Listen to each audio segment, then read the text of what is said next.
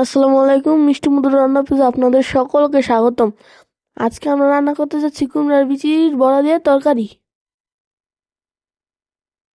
প্রথমে কড়াইয়ে তেল দিয়ে নিব, তারপরে দিয়ে দিব পেঁয়াজ ও মরিচ, কিছুটা ভালো মতো নেড়ে আবার দিয়ে দিব হলুদ গুঁড়ো, জিরে গুঁড়ো, ধনিয়া গুঁড়ো এবং আদা বাটা আর রসুন বাটা।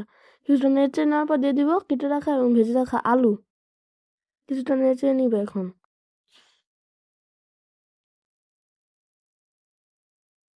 এখন দিয়ে দিব গরম করে রাখা পানি।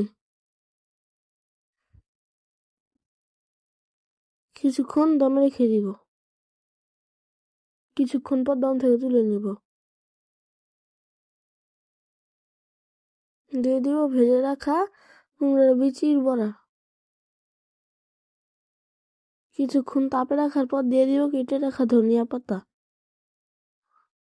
এখন কিছুটা নেড়ে নিলে প্রস্তুত কুমড়ার বিচি দিয়ে তরকারি।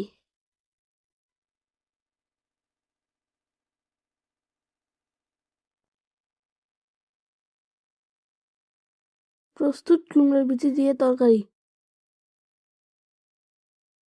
ভিডিওটি ভালো লেগে থাকলে লাইক, শেয়ার, কমেন্ট, ফলো এবং সাবস্ক্রাইব করে পাশে থাকবেন। আসসালামু আলাইকুম।